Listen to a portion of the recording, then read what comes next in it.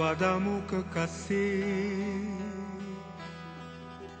aku berserah.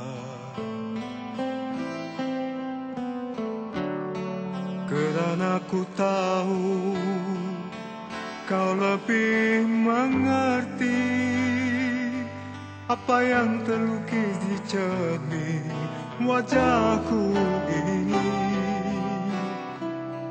apa yang tersirat di hati bersama Amali. Assalamualaikum pelajar-pelajar semua. Kalau kita lihat episod-episod yang lalu, kita dapat lihat Julia semakin matang di dalam menyelesaikan masalah hidupnya. Nasihat-nasihat pesanan daripada ibu bapanya jadi azimat bagi hidup Julia. Dia semakin berani mengatur langkah setapak demi setapak mengharungi hidup baru. Bukan itu saja, Julia menghadapi ancaman daripada Rashid, bekas kekasihnya, serta rakan-rakannya liar dan tidak bertanggungjawab. Julia cuba menasihati mereka, namun mereka tidak mengindahkannya. Pelajar-pelajar sekalian, ibarat anak-anak cikgu, janganlah contohi segala perlakuan dan perbuatan mereka, ya. Julia juga menghadapi ancaman daripada seorang lagi. Siapa? Iaitulah Zaid Mustafa, adik kepada isteri kedua ayahnya, yang ingin menguasai butik BM Pro, iaitu anak syarikat milik bapanya. Namun Julia tenang dan sabar, dibantu juga sokongan daripada seorang pemuda, iaitu Jun. Siapa itu Jun? Iaitu seorang pemuda kacukan Cina yang ditemui di Australia.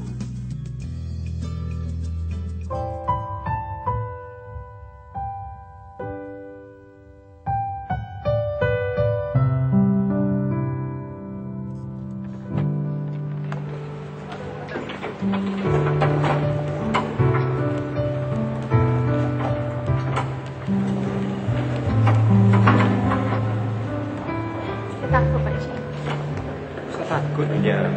Tapi ingat je, depan staf jangan panggil Pakcik, panggil Cik Hashim, okey? Dan Cik Hashim akan panggil Julia Cik Julia, okey? Ingat. Jom kita tunggu kita ya.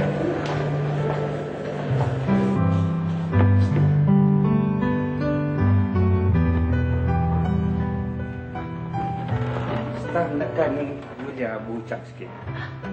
Mereka tu nak menafikan kedatangan Julia pagi ni. Jangan pula terperanjat nanti. Pakcik.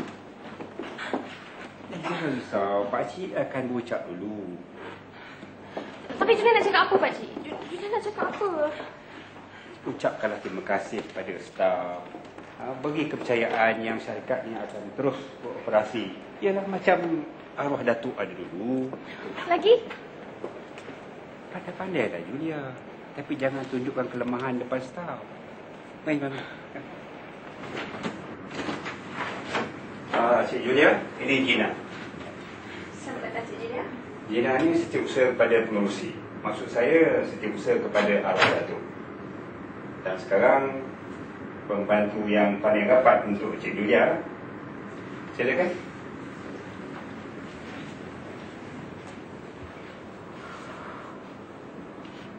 Cik Julia, ini bilik Cik Julia. Silakan.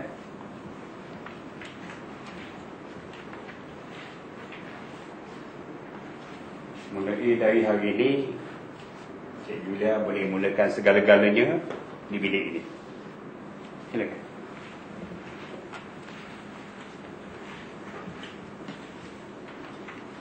Duduk.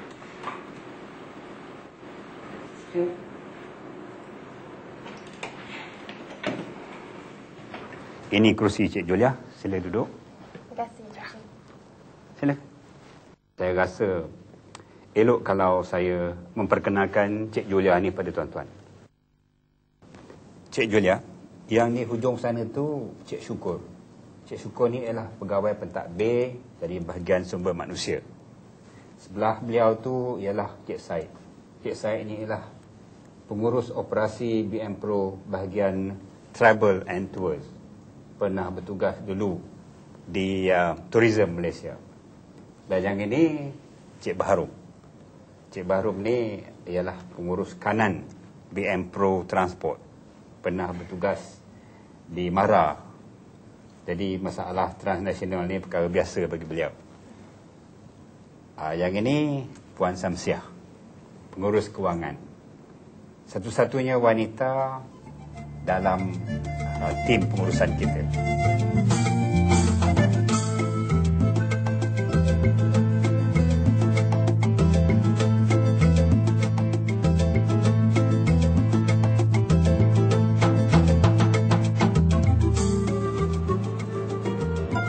Apa yang Abah lakukan ini semata-mata semua adalah untuk Julia.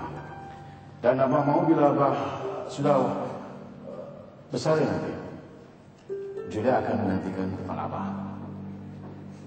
Julia, Abah? Boleh ke Julia ganti tempat apa? Julia, perniagaan ini adalah asas kepada kekuatan agama dan bangsa. Fardu kifayah dalam agama. Dan kalau kita tidak bersungguh-sungguh, orang lain akan menguasainya dan macam-macam boleh berlaku.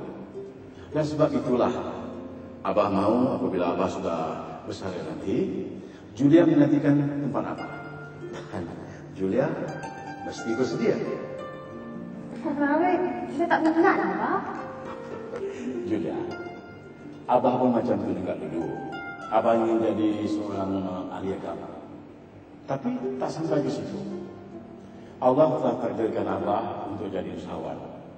Dan apabila terlibat dengan kerja-kerja usahawan, kemudian itu barulah minat datang. Jadi Julia akan buat macam tu juga. Julia kan anak yang sulung. Julia mesti bersedia.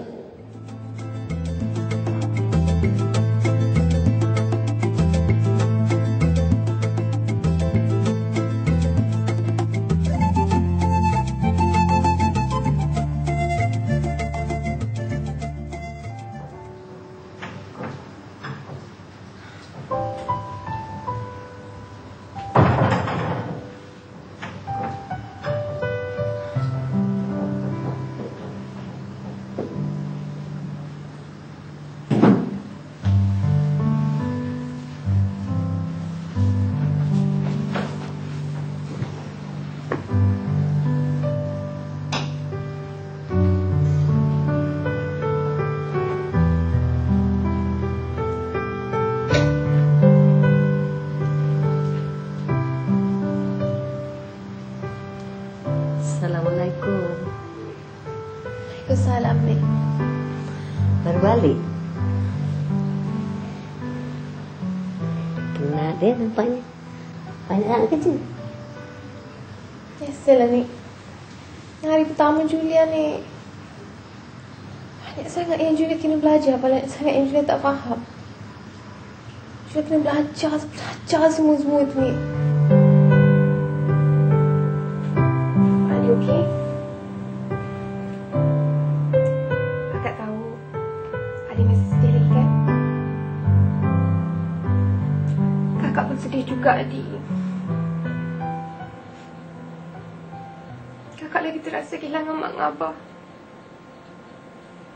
Sebab kakak tak ada dekat sini masa mereka pergi, Adik. Adik tahu tak? Kali terakhir akak jumpa mak dengan abah 8 bulan yang lalu, Adik. 8 bulan yang lalu, Adik. Tapi kenapa mesti mak dengan abah, Kak?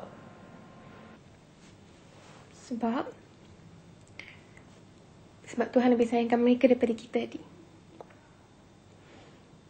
Mati itu satu ketentuan dan satu temu janji dengan Allah. Kita semua akan mati. Dan sekarang ni mak dengan abah dia orang dah selamat. Tapi kita belum lagi.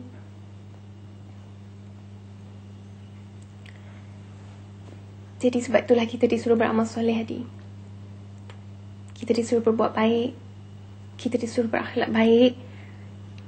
Kita disuruh bersolat. Belajar bersungguh-sungguh. Itu tanggungjawab kita. Kita kena buat tu, ya adik? Kalau tuan sayang, kenapa mesti mak dengan abah mati macam tu? Adik tahu tak? Sahabat Rasulullah dulu,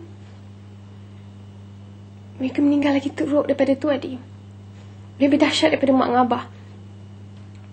Saidina Usman, Ali, Saidina Hamzah, ramai lagi, adik. Mereka mati dibunuh, diseksa. Lagi dahsyat daripada tu. Tapi sebenarnya kita je nampak dahsyat. Di sisi Allah, mereka selamat macam mak dengan abah. InsyaAllah.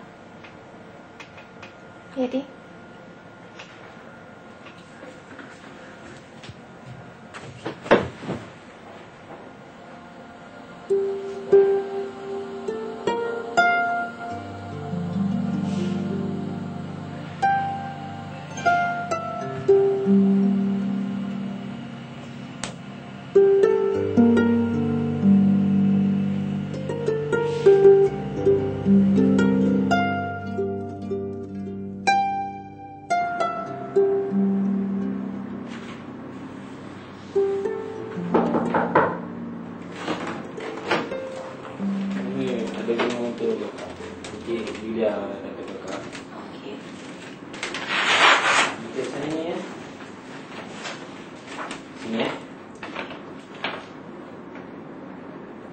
Terima kasih.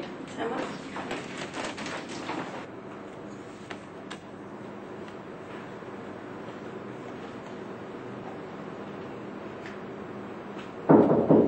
Masuk. Cik Julia. Bunga untuk Cik Julia. Ini untuk saya.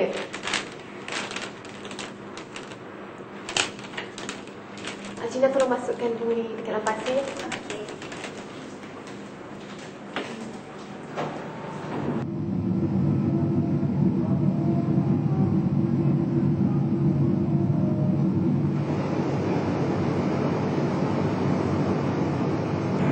Mak tahu dia sendiri. Tak tinggalkan abah, mak, adik-adik. Nanti sampai telefon, boleh telefon. Boleh hantar email. Sekarang kita belajar berjauhan dengan keluarga. Kita belajar jadi dewasa. Jadi lebih matang, lebih bijak buat keputusan.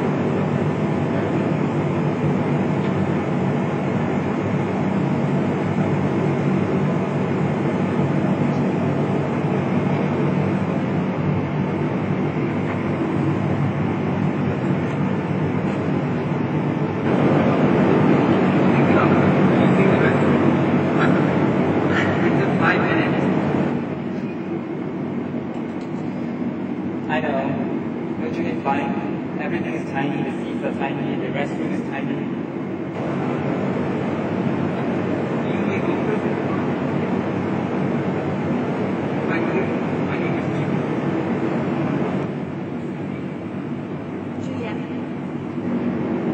Julia. Julia?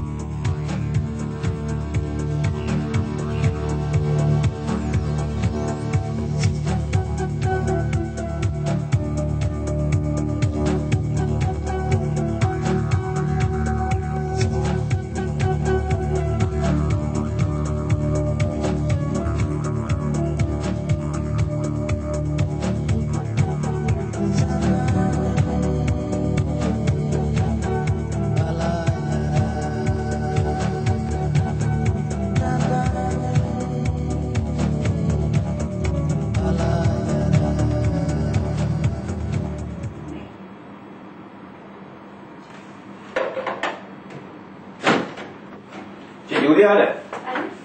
Cik Julia sibuk. Tapi, Tuan Syed. Ya, maafkan saya cuba bilang tapi... Tak apa Gina. Gina tolong panggil Cik Hashim masuk sekali ya. Baik, ya.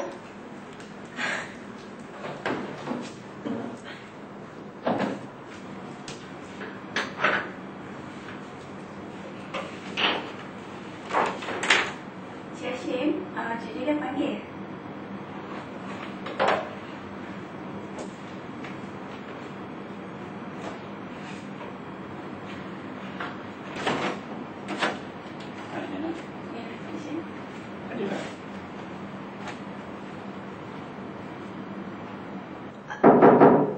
Masuk.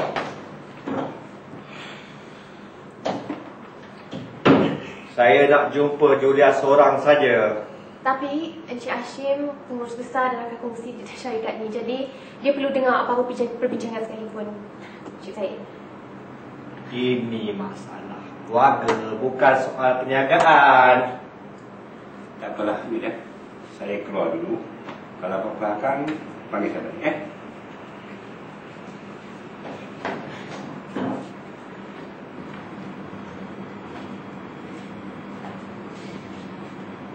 Cuba Cik Syed ceritakan pada saya hal yang sebenarnya, Cik Syed. Dah tahu nak buat apa saya nak cerita lagi.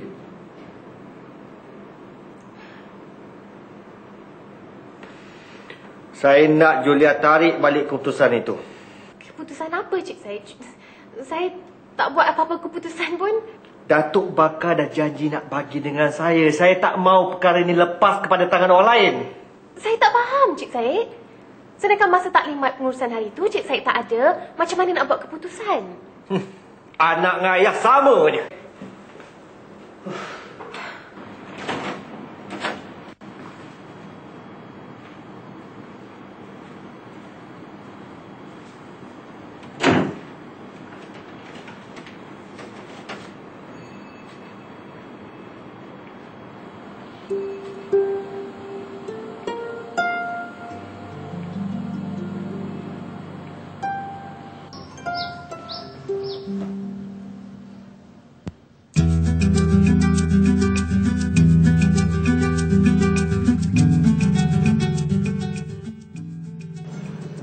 Dalam kes tertentu, ini dialami oleh Julia.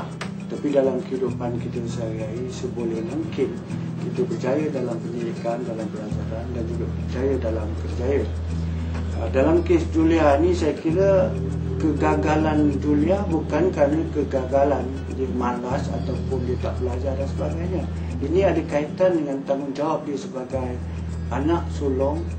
Kerana sejak apabila kedua ibu bapanya meninggal, datuk dan datin itu meninggal dunia dalam kemalangan jalan raya, dia mengambil tanggungjawab atau melaksanakan tugas-tugas ayahnya untuk memastikan perniagaan ayahnya itu dapat berlangsung dengan keadaan baik. Cik Julia, ini Gina. Selamat datang, Cik Julia. Gina ini setiausaha kepada pengurusi. Maksud saya setiausaha kepada arwah datuk.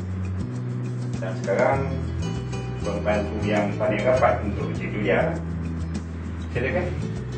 Jadi oleh kerana itu dia kembali ke tanah air, tidak meneruskan pelajarannya. Dari satu aspek kita lihat bahawa ada semacam kegagalan, tetapi dari aspek yang lain dalam dunia korporat dan perniagaan yang Julia sendiri terlibat, malah dalam menghadapi kerana tingkah laku, watak-watak yang terdapat dalam novel itu yang semacam kontra ataupun cuba nak menggagalkan perniagaan itu, ternyata Julia dapat menangani dengan baik. Cik Julia ada? Tuan Syed, maaf saya tidak sibuk. Tapi Tuan Syed. Ya, maafkan saya cuba bilang tapi... Tak apa, Gina. Gina tolong panggil Cik Hashim masuk sekali ya. Baik, ya.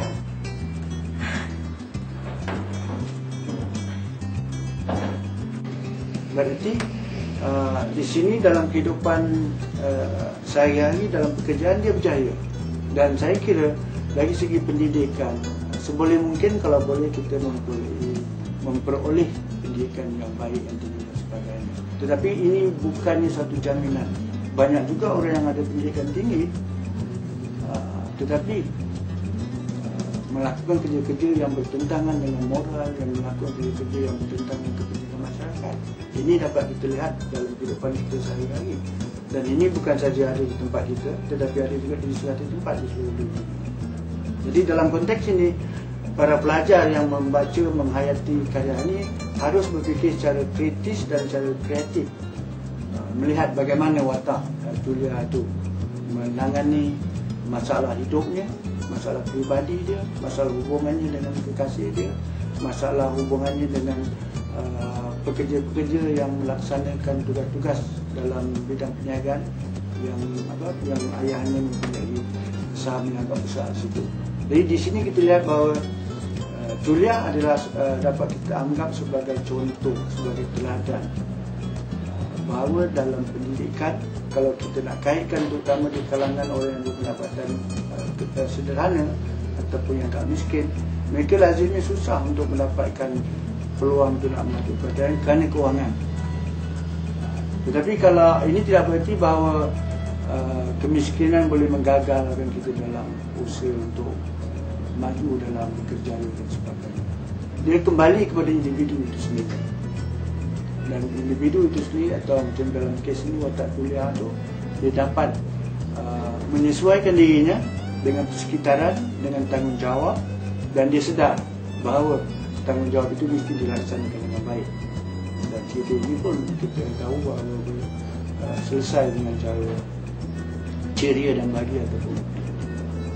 Jadi dapat saya rumuskan, sebaik mungkin kita mempunyai seimbang, berjaya dalam dunia pendidikan dan berjaya juga dalam dunia kerjaya. Tapi dalam kes-kes tertentu, pendidikan yang sederhana atau pendidikan yang rendah tidak semestinya menyebabkan seseorang itu tidak boleh berjaya dalam kehidupan. Dan pendidikan yang dialami oleh Julia itu, kalau kita katakan gagal, itu pendidikan formal. Tapi pendidikan tidak formal yang didapat di persekitarannya ternyata dia berjaya. Seperti yang saya katakan tadi, ada orang terdidik secara formal, kelulusan tinggi, tetapi dalam kehidupannya tidak berjaya.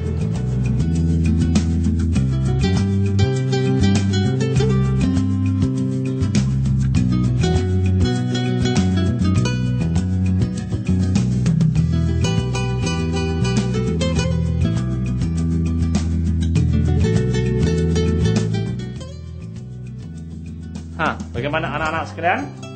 Apakah yang anak-anak dapat pelajari?